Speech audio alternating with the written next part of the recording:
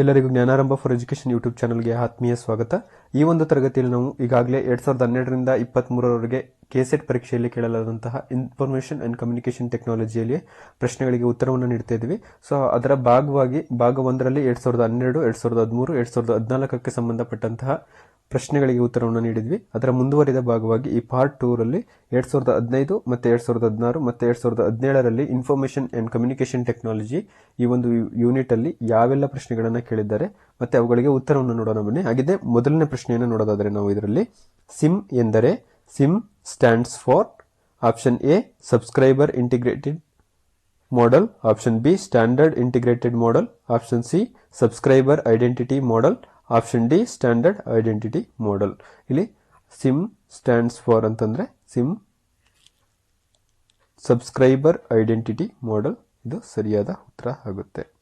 Sim ಅಂತಂದ್ರೆ subscriber identity model ಅಂತ ಕರಿತೇವೆ. ಸೊ ಹಾಗಾಗಿ ಆಪ್ಷನ್ ಸಿ ಇಲ್ಲಿ ಸರಿಯಾದ ಉತ್ತರ ಆಗುತ್ತೆ. ನಂತರದ ಪ್ರಶ್ನೆ, ಲೈಟ್ ಎಮಿಟಿಂಗ್ ಡಯೋಡ್ ಏನನ್ನ ಪರಿವರ್ತಿಸುತ್ತದೆ?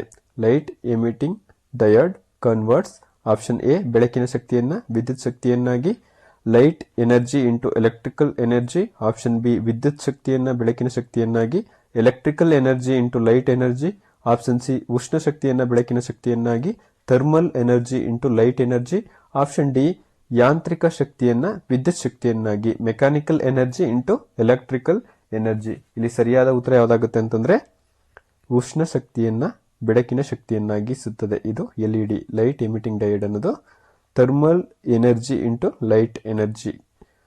LED converts to thermal energy into light energy. ಹಾಗಾಗಿ ಇಲ್ಲಿ ಸರಿಯಾದ ಉತ್ತರ ಆಪ್ಷನ್ ಸಿ ಆಗುತ್ತೆ. ನಂತರದ ಪ್ರಶ್ನೆ, ಒಂದು ಕಂಪ್ಯೂಟರ್ ಪ್ರೋಗ್ರಾಂನಲ್ಲಿರುವ ದೋಷವನ್ನು ಡ್ಯಾಶ್ ಎಂದು ಕರೆಯುತ್ತಾರೆ. An error in a computer program is option A virus, option B bug, option C fatal error, option D power failure.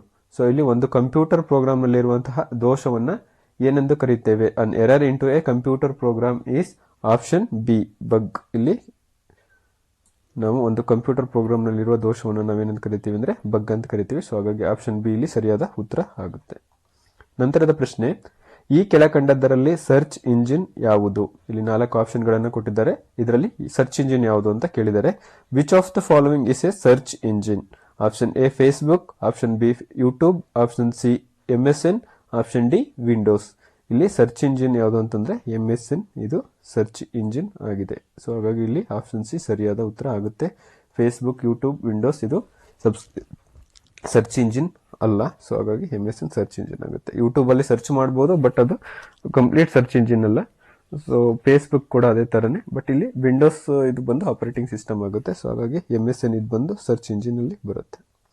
ನಂತರದ ಪ್ರಶ್ನೆ, ಗೂಢಲಿಪೀಕರಣ ಎನ್ಸ್ಕ್ರಿಪ್ಷನ್ ಎಂದರೆ? ಎನ್ಸ್ಕ್ರಿಪ್ಷನ್ ಈಸ್ ಆಪ್ಷನ್ ಎ ಅನಧಿಕೃತ ಪ್ರವೇಶ ತಡೆಯಲು ಸಂದೇಶಗಳ ಕೋಡಿಂಗ್ ಮಾಡುವುದು, coding of messages to prevent unauthorized access, ಅನಧಿಕೃತ ಬಳಕೆದಾರರನ್ನ ತಡೆಯಲು ಕಂಪ್ಯೂಟರ್ಗಳನ್ನು ಕೋಡಿಂಗ್ ಮಾಡುವುದು, coding of computers to prevent unauthorized users, option C computer ಬಿಡಿ ಭಾಗಗಳಲ್ಲಿ ಬಾರ್ ಕೋಡ್ಗಳನ್ನು ರಚಿಸುವುದು, creating bar codes on computer peripherals, option D hard ಕಾಪಿಯನ್ನು ಸಾಫ್ಟ್ ಕಾಪಿಯನ್ನಾಗಿ ಪರಿವರ್ತಿಸುವುದು, conversion of hard copy into soft copy.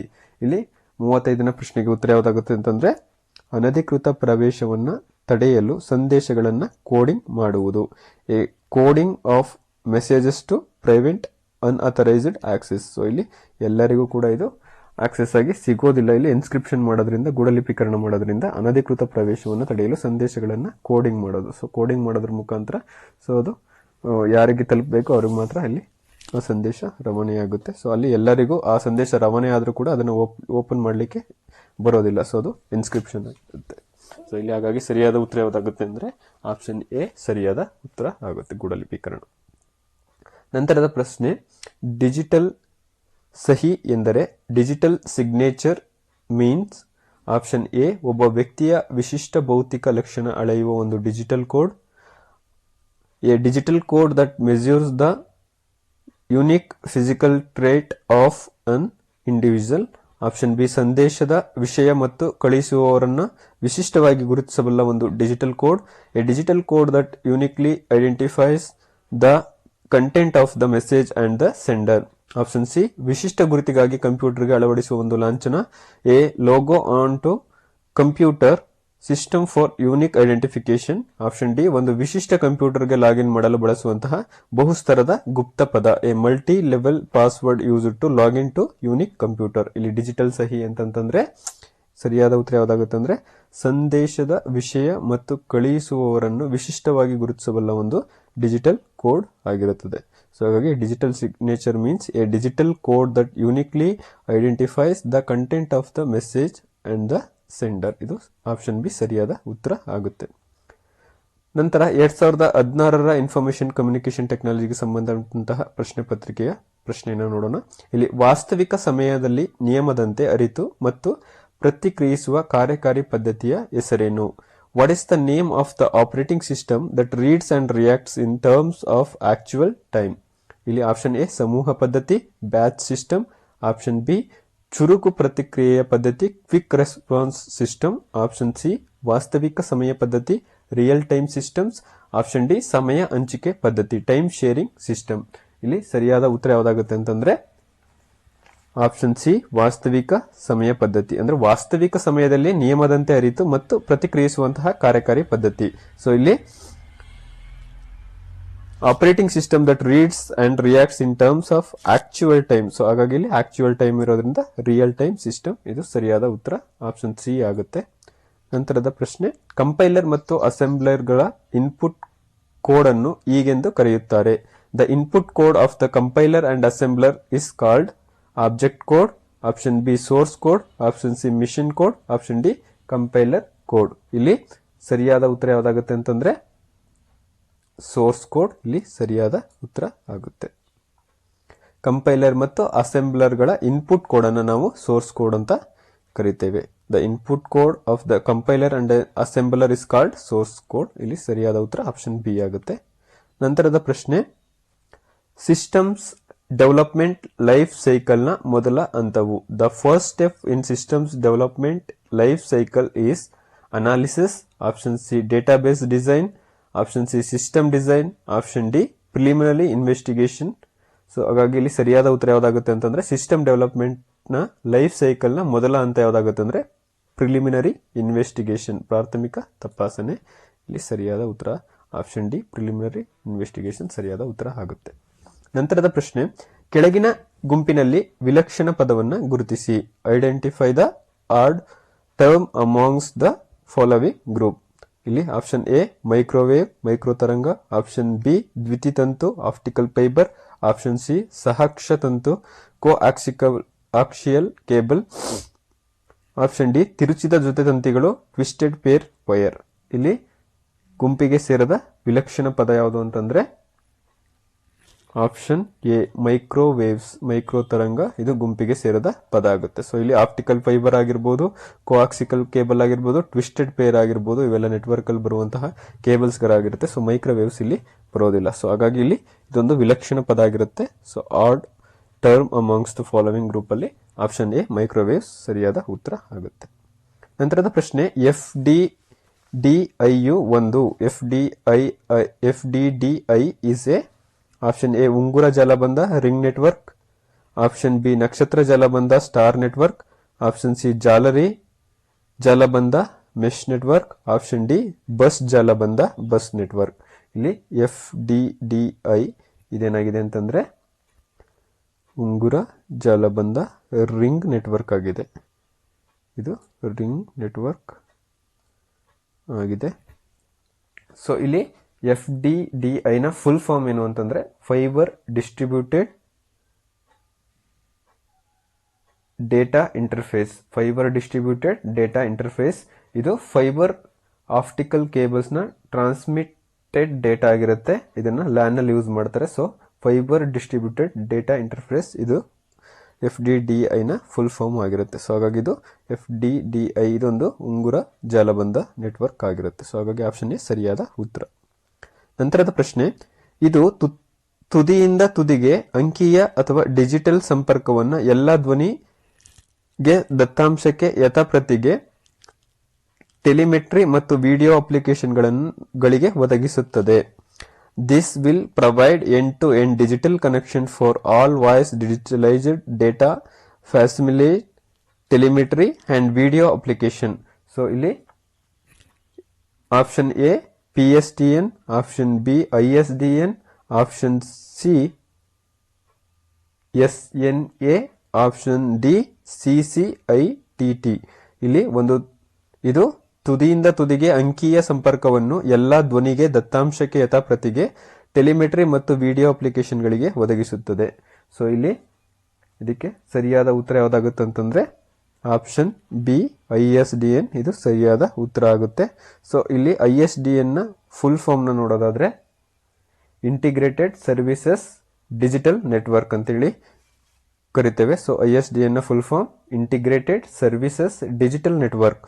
So ಇಲ್ಲಿ this will provide end to end digital connection for all voice, data, facsimile, telemetry and video application ನ ಇದು ಒದಗಿಸುತ್ತದೆ. So ಹಾಗಾಗಿ option B ಸರಿಯಾದ ಉತ್ತರ ಆಗುತ್ತೆ.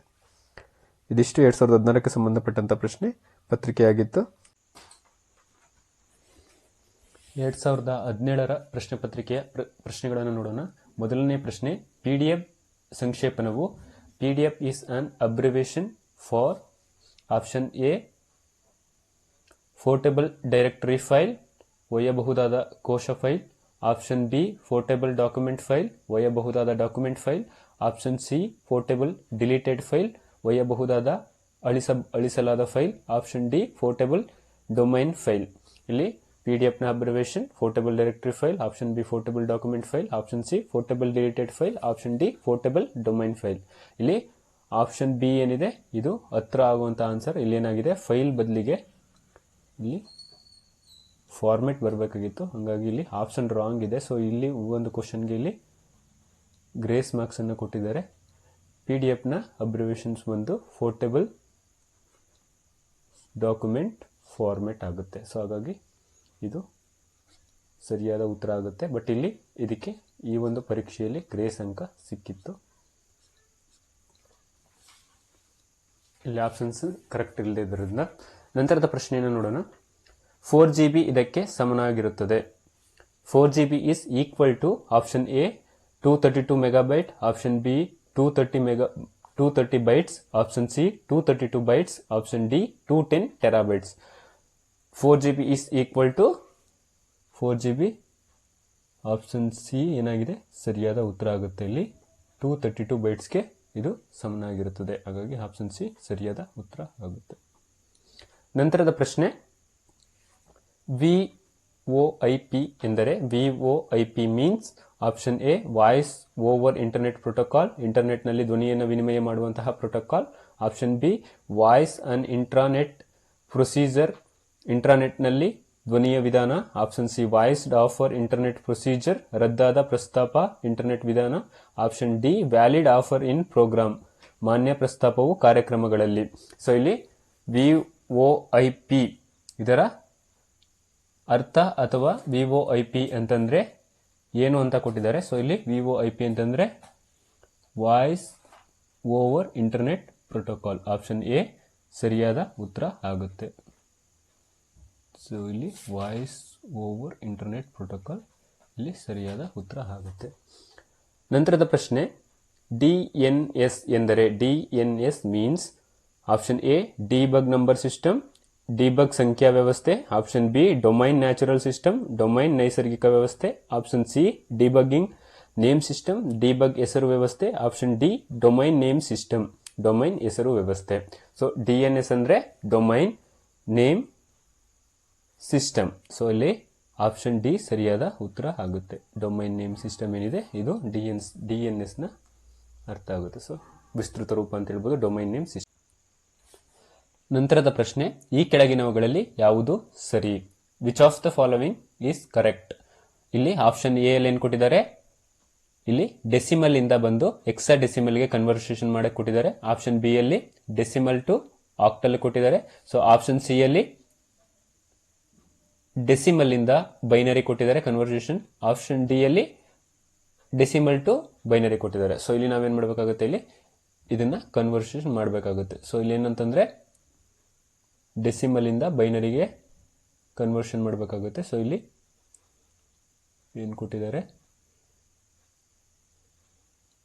20. ಇಲ್ಲಿ ಯಾವಾಗಲೂ ನೀವು ಡೆಸಿಮಲ್ಲಿಂದ ಬೈನರಿಗೆ ಮಾಡಬೇಕು ಅಂದರೆ 20 ಕೊಟ್ಟಿದ್ದಾರಲ್ವ, ಇಲ್ಲಿ 2 10 20 ಆಗುತ್ತೆ. ಸೊ ಇಲ್ಲೇನಾಗುತ್ತೆ, ಶೇಷ 0 ಉಳಿಯುತ್ತೆ. ನಂತರದಲ್ಲಿ 2 5 10 ಆಗುತ್ತೆ. ಮತ್ತು ಇಲ್ಲಿ ಶೇಷ 0 ಉಳಿಯುತ್ತೆ.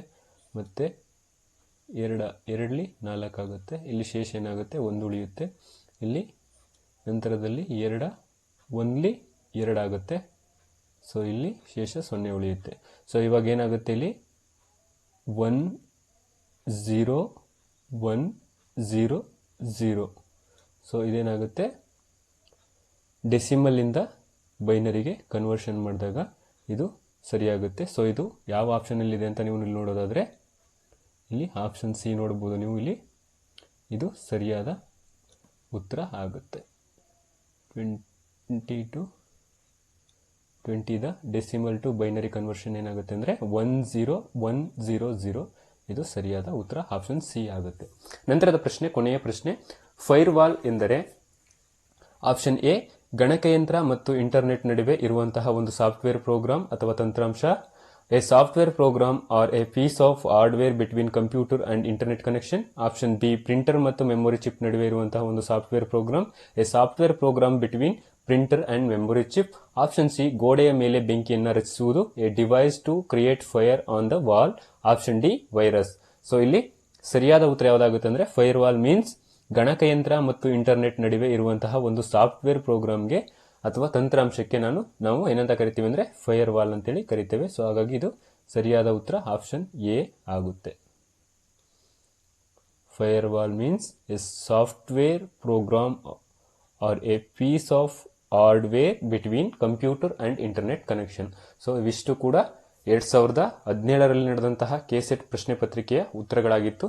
ನಂತರದ ಒಂದು ಪಾರ್ಟ್ 3ರಲ್ಲಿ ನಾವು 2018, 20, 21 ಮತ್ತು 23ರಲ್ಲಿ ಯಾವೆಲ್ಲ ಪ್ರಶ್ನೆಗಳನ್ನು ಇನ್ಫಾರ್ಮೇಷನ್ ಅಂಡ್ ಕಮ್ಯುನಿಕೇಷನ್ ಟೆಕ್ನಾಲಜಿಲಿ ಕೇಳಿದ್ದಾರೆ ಅದರ ಬಗ್ಗೆ ನಾವು ಉತ್ತರಗಳನ್ನು ನೋಡೋಣ. ಸೊ ಇವಿಷ್ಟು ಈ ತರಗತಿಯ ಪ್ರಶ್ನೆಗಳಾಗಿದ್ವು. ಇನ್ನು ಯಾರು ನಮ್ಮ ಚಾನಲ್ಗೆ ಸಬ್ಸ್ಕ್ರೈಬ್ ಆಗಿಲ್ಲ, ದಯವಿಟ್ಟು ಸಬ್ಸ್ಕ್ರೈಬ್ ಆಗಿ ಹಾಗೂ ಹೆಚ್ಚಿನ ಸಂಖ್ಯೆಯಲ್ಲಿ ನಿಮ್ಮ ಸ್ನೇಹಿತರಿಗೂ ಕೂಡ ಶೇರ್ ಮಾಡಿ.